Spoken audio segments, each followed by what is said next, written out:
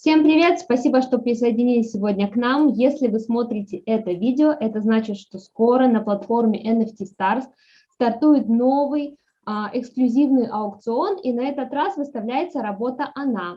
И с нами сегодня в гостях создатель, творец этой работы, замечательная Ануш. Ануш, здравствуйте! Здравствуйте, очень приятно. Нам тоже очень приятно с вами познакомиться, с нетерпением ждем вашего аукциона.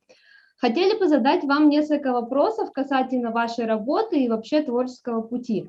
У вас очень необычный путь к творчеству. Скажите, пожалуйста, а как у вас появилось вот это желание творить? Что сподвигло вас на написание вашей первой работы?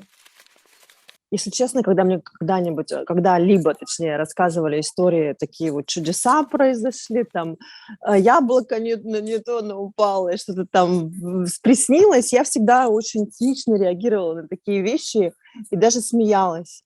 Но, как говорится, если очень сильно что-то высмеиваешь или не принимаешь, или отторгаешь, что-то в жизни рано или поздно случается в твоей. Никогда ни о чем не зарекайся. Собственно, в моей жизни так и произошло. Я вообще не планировала идти в искусство, и меня устраивала моя карьера успешная в отельном бизнесе.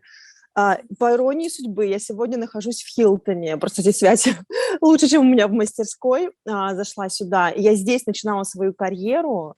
И, соответственно, потом открывала отели по миру. И однажды, в один из годов, когда я решила, что я так не хочу, как по-новому, не знаю, я была в Италии. И я человек абсолютно нерелигиозный. Мы были в одном из храмов Николая Чудотворца, потому что там Бари. Бари – это город, где захоронены и находятся мощи. Я даже этого всего не знала. И просто были в храме, который с утра католический, вечером православный. Это абсолютно моя такая космополитичная история. Человек, который, собственно, принимает все, разные формы, разные религии, разные направления, разные пути. И мне пришел этот образ Николая Чудотворца, и мне начал сниться. Я приехала в Россию, и это не было такое: о, сейчас я стану художником. Нет, это было не так, это было просто желание выписать из себя, чтобы он просто оставил. Внутри меня уже не было этого. Я его выписала. Купила масло, купила холст, выписала этот образ, потом начали приходить другие товарищи. В общем, там была целая цепочка таких вот образов, которые я просто не из выбора своего такого легкого, а просто из необходимости я выписывала из себя. Ну, а дальше стали приходить люди и стали говорить: а мы хотим у тебя купить картину. Я говорю: что, серьезно? Вот это хотите купить? Они такие: да. И, собственно, вот так вот мир меня сам подвел к тому, чтобы я стала художником. Но чем больше я погружалась, чем больше я развивалась, тем более счастливой, гармоничной, ну, такое, знаете, вот ощущение в себе. То есть ты, когда делаешь то, что твое истинно и глубинно, то ты спокоен, ты радостен, ты расслаблен. Ты, возможно, сразу это не приносит каких-то там супер финансовых подтверждений, да, манифестаций, но вот когда... Я еще просто арт-терапевт, когда мы идем по пути души, то так или иначе события начинают складываться. И вот так они, собственно, и сложились. И вот на сегодня уже это целый путь в 5 лет. Хотя, наверное, для мира искусства это вообще просто мелочь. 5 лет, но для меня это целая история, потому что это было очень интенсивный, но очень объемный, очень насыщенно событийный, несмотря на пандемию, как бы рост и рывок, он за 5 лет был такой очевиден. Это действительно чудесная какая-то история. А вот как бы вы описали свои работы? Это больше отражение чего? Того, что происходит в вашей жизни, или это какие-то размышления на отстраненные темы, на то, что вам интересно? Вот чем больше я изучаю вообще разных творческих людей, художников, так называемых в целом художников, и себя в этом смысле тоже, тем больше мне кажется, что это всегда двойная история. Пропуская через себя, что так или иначе откликается тебе, ты вмещаешь что-то большее, что рефлексирует и резонирует по факту с миром вокруг. И чем больше вот этот резонанс с миром, тем больше отклика находит то или иное произведение искусства. Но это всегда история про себя. Мир изнутри наружу течет. И то, что меня прям цепляет, откликает, то я и выражаю. И вообще удивительно, многие мои картины становились пророческими. Там вот эта вот история, например, рождения себя. Есть такая круглая картина, в частной коллекции в Москве находится.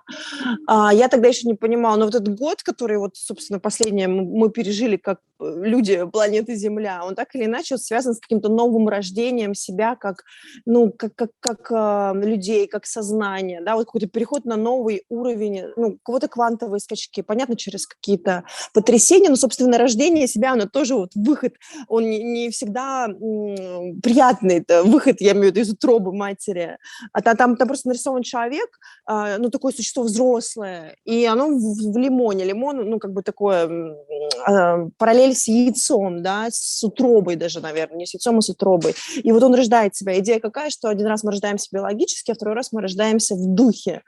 И, ну, как бы уже как осознанные существа. И, наверное, вот, ну, так или иначе, эта картина вот связана с событиями, которые происходят сейчас на Земле. Очень многие люди, мне кажется, пробуждаются, рождаются. Вот. Да, эта задумка потрясающая. А вот если говорить про картину «Она», Мгм. что там изображено? В изображенной фигуре, конечно, каждый увидит все-таки свою женщину, своего какого-то знакомого, родного человека. А что конкретно видите вы в этой работе? Что хотели изобразить? Ну, это вот та женская суть, наверное, тоже вот история про себя. В какой-то момент я пришла к себе как к женщине. Ну, это вот путь длиной уже больше 30 лет, когда я пробовала через мужской жесткий путь продавливания, управления, достигаторства, ну, где-то ход по головам, да, то есть контроль жестко, держусь за все. И в какой-то момент я поняла, что, блин, есть какая-то другая история. И я стала искать способы, искала искать других женщин, стала идти больше в расслабленность, больше познавать свою женскую суть. И вот эта история про вот эту женскую энергию в своей изначальной форме. Это какая форма принятия, любви, целостности, расслабленности, соединенности с материей, соединенности, ну, вот с тем женским началом, которое вот изначально было такое сакральное начало, которое по факту изобильное, которое рождает все. В этом вот но проявлении, приходя в эту историю, мужская энергия уже проявляется там достижениями, проявлениями, кто-то войнами, кто-то бизнесами, кто-то проектами.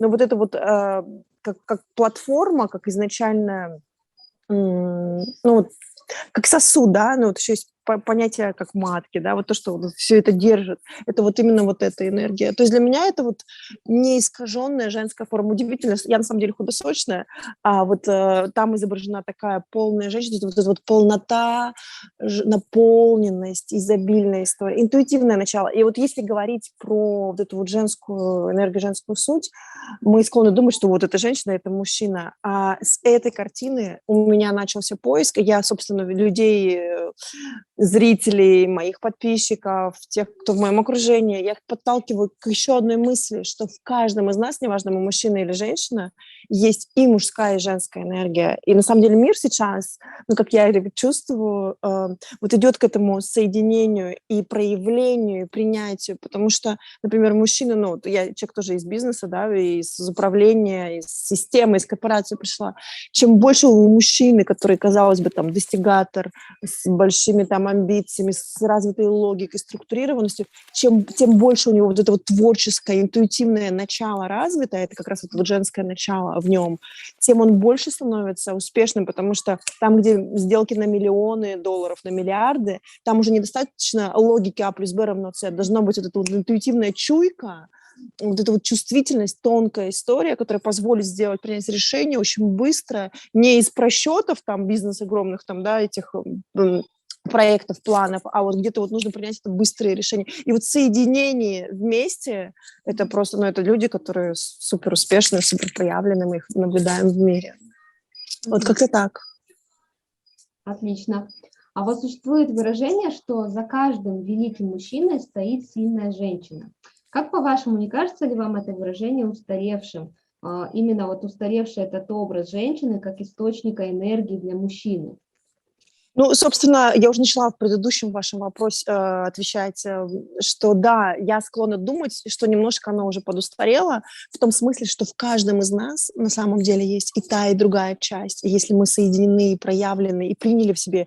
Я в какой-то момент, ну, то есть как женщина, да, у меня, например, с женской частью окей, с мужской частью я в себе отрицала вот эту мужскую часть, она во мне тоже, это моя опора, это мои границы, это моя структура. То есть опираться на вот эту часть, часть, на эту опорную мужскую часть, круто. И потом уже в расслаблении идти в женщину, и все блага мира для меня, и я творю, это круто. Но когда этой опоры нету, то женщина творить не может. Ну, вот из этого состояния вкусноты и расслабленности. Также и с мужчинами я склонна думать, что тот мужчина, который принял в себе эту чувственность, эту интуитивность, эту тонкую природу, эту природу создавать, творить, то это, ну, такой очень целостный мужчина. И вот мое мнение, ну, вот даже как я живу сегодня, как чувствую эту картину ши, есть еще хи на самом деле, это не про то, что это мужчина, это женщина, а про то, что в каждом из нас есть и вот эта внутренняя женщина, и этот внутренний мужчина. Вот, наверное, про это.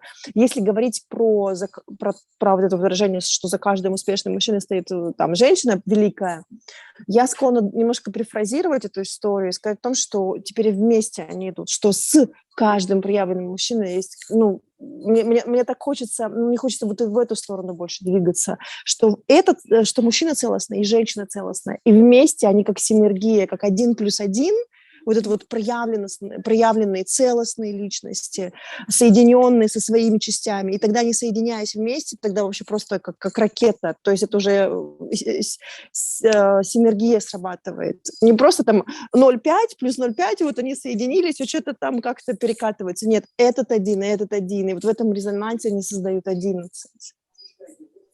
Очень интересная теория, на мой взгляд. А вот вообще это ваш первый опыт в NFT-искусстве, но это не первый опыт в криптоиндустрии. Что вас заинтересовало первый раз, что вы решили на NFT-аукцион? Если честно, первый раз это была история, ну вот если совсем положить руку на сердце, я просто приехала на Кипр, и там познакомилась с ребятами, которые занимаются криптой. И, ну, когда, знаете, они причем писатели, плюс еще крипта, я вот художник, и вот когда соединяются такие творческие люди, а почему бы и да? То есть я всегда за то, чтобы, а почему бы и да? Мир открывается возможностями, мир открывается разными взаимодействиями, то есть когда люди начинают взаимодействовать друг с другом, создавать какие-то нереальные проекты, да, мир открыт. И мне кажется, идея про то, что чем быстрее ты реагируешь на эти изменения, чем больше ты открыт и вот впускаешь, чем больше емкость у тебя самого впускать эти новые идеи, новые парадигмы устроения этих бизнесов, скорости, тем более ты вот, ну, как, знаете, как в серфинге, ты на волне, и ты ловишь эту волну. Собственно, мы решили, я решила, почему бы и да, и вот мы выложили, и картина продалась, и сейчас в Москве в офисе висит, ну, в частной коллекции. Это была криптоистория. Сейчас NFT, на самом деле, ко мне пришел один из моих друзей. То есть у меня такое сейчас выработанная история мышления, что я перед тем, как сказать «нет», я вначале скажу вот это «да», посмотрю, поизучаю, поисследую, попробую, в конце концов, почувствую, если мне по кайфу, то я двигаюсь в эту историю дальше. Я сказала «да», почему бы да. И чем больше я стала погружаться, изучать, узнавать. Ко мне старые, знаете, как история, когда ты настроен на какую-то частоту, например, красная обезьяна или там желтый ламборгини, и тебе как-то так случайно начинает попадаться именно машины желтого цвета. И также и здесь я стала настроенной на инфу, и я поняла, что это супер какая-то крутая история нашего времени. Я не могу пройти мимо, я хочу в нее занырнуть, и, собственно, вот уже и ныряю. Вот как-то так. Отлично. А вот какие новые возможности открывает для вас сфера NFT? Что можно такого в диджитал-искусстве, что нельзя применить в традиционном? Это скорость, это открытость, это доступность, это узнаваемость. То есть раньше веками художниками как-то вот становились известными, там, как где-то открывались, где-то раскапывались, да, как артефакты каких-то живописные полотна или какие-то скульптуры. Сегодня вот эти вот меня это вводит в дикий кураж, что очень быстро можно информировать, продать, стать узнаваемым, купить, обменять, приобрести, сконтактировать, создать какие-то коллаборации и так далее. То есть вот эта вот история, она меня дико зажигает. У меня очень быстрые, на самом деле, внутренние скорости жизни, думания, решения, принятия решений. И мне вот эта история с NFT тоже очень близка.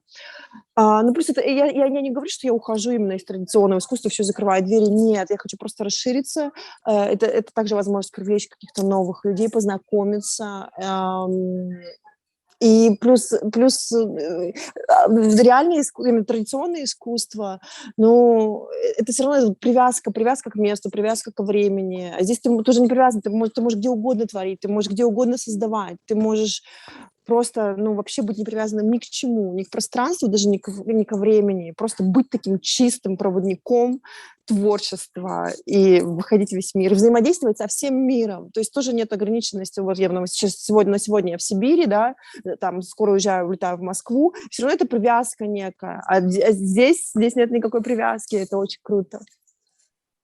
Каких вообще результатов вы ждете от аукциона? Будете ли повторно выставляться на NFT-рынке? Ну, если честно, у меня уже есть предложения с других маркетплейсов, но мне так откликается именно ваш маркет.